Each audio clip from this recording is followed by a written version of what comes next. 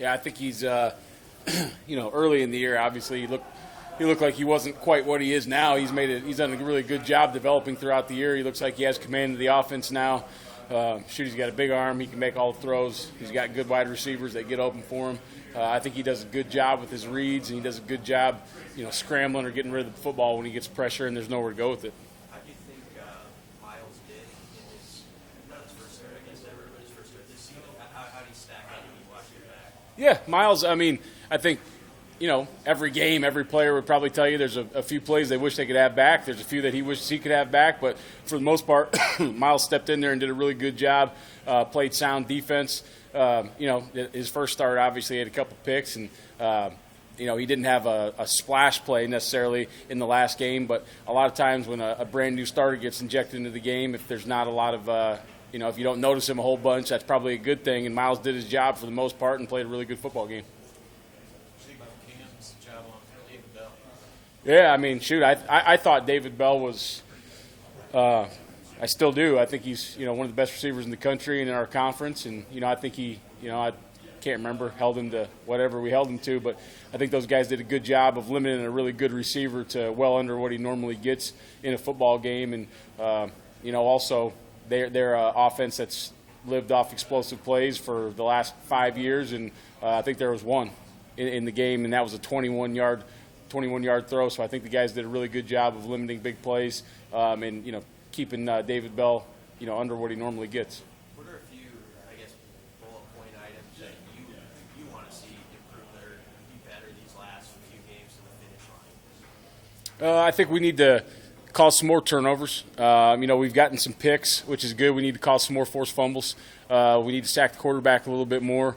And then I just think that, right now we're constantly, every game, you're hovering around, to me, that like 33% on the third down percentage is kind of, when you look back statistically over college football and stats or whatever, that 33% kind of gets you into that top group.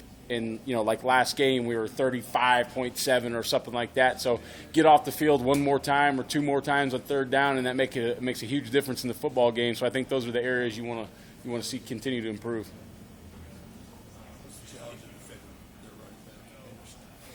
Well, they got a really big offensive line that's really good. They got a good young running back.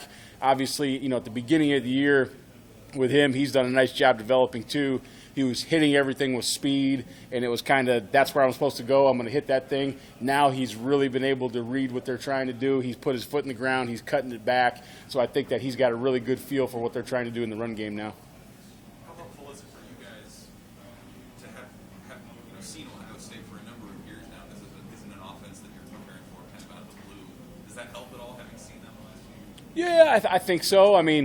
Coach Day does a good job, and their coordinators, they're always going to change things. They're going to tweak things. They do a great job formationally with motions to try to hide some of those indicators that you have in the run and the pass game. But, obviously when you play against guys, you have a feel for them, and the receivers are, back, and some of the O-linemen, the starters are back, and you got to have a feel for those guys and just kind of what it feels like to play a team of that caliber. So I think it probably helps some. A few of your players came up yesterday, and they seem pretty enthusiastic about the effort that day. Did you see that carry over today?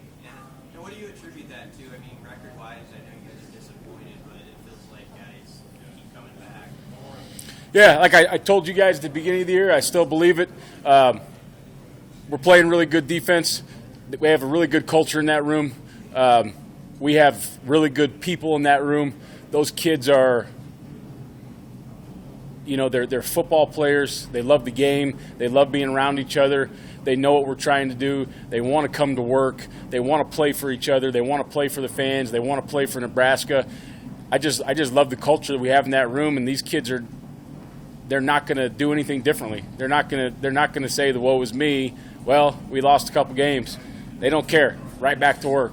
Let's play again. Just because they love to be out there, they love to play this game, and they want to continue to develop. They started off last year with getting to be a good group, a good defense, and they've continually progressed. Obviously, some weeks they've played exceptional football. Some weeks they haven't played quite up to their standard, I would say, but they want to continue to progress. The young guys, the old guys want to leave it all out there for Nebraska. The young guys want to continue to develop and be really good in the years to come.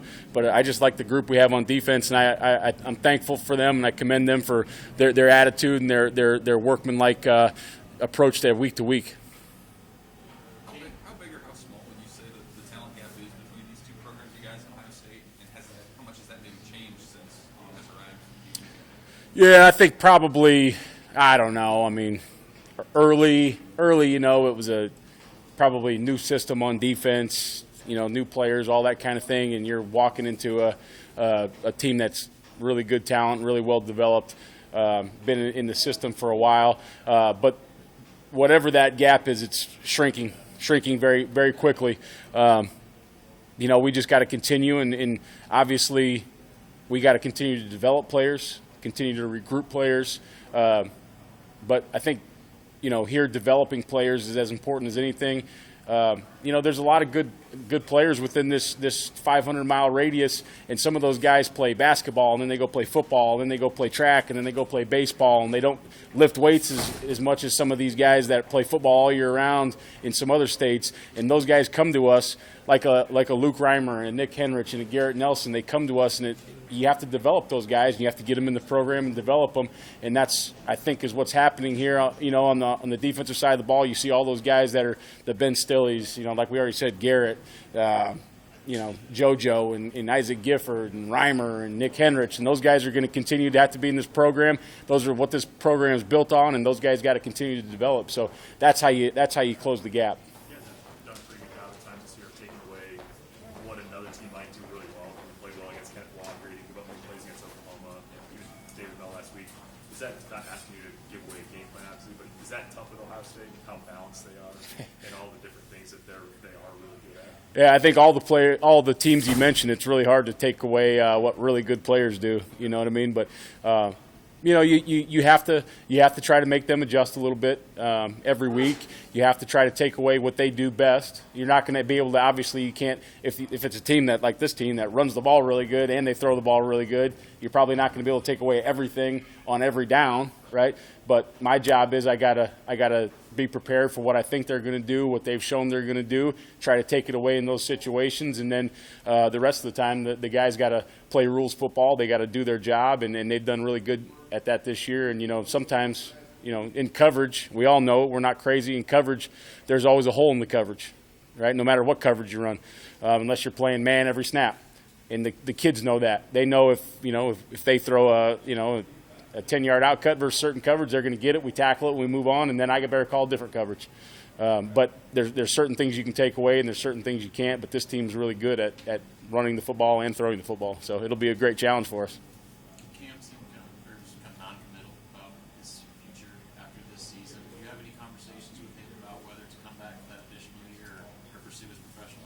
Yeah, usually I like to have those conversations after the season. To me, those conversations don't help mid-season. It doesn't help the young man. It doesn't help me. I don't want that young man thinking about those types of things while he's preparing for Ohio State or whoever he needs to prepare for. So usually those conversations happen after the fact, and then we'll have an honest and open conversation. And I always want to do right by the young man and his family first, and then we'll talk through the situation after that. Miles has played quite a bit. Maybe you've already been asked about Miles, but he played quite a bit. How much does it help then to have a full game, sort of all the wrinkles and everything you see over the course of 85 snaps to go through with him and help him get ready for what he's going to see? Yeah, I think being in the game flow definitely helps. I don't think any of us had a doubt that Miles was going to go in there and operate. Like we said, guys go in, first-time starter. Everybody makes a mistake in every game. He probably made a few, right? But he operated pretty well. He done a good job. But having a game under your belt definitely helps. And just operating with the other guys on the field, operating from sideline to huddle, it's a little different than in practice. And obviously operating under the big lights and in front of 100,000 fans is a pretty cool deal. But it's also not something that you're used to. So I think having a game under his belt will be very helpful for him. Is that one corner spot a little more up for grabs? I mean, I know Quinton's played really well, but you brought in Braxton late Saturday. Where does that sort of sit? Yeah, no, Braxton deserves to play some.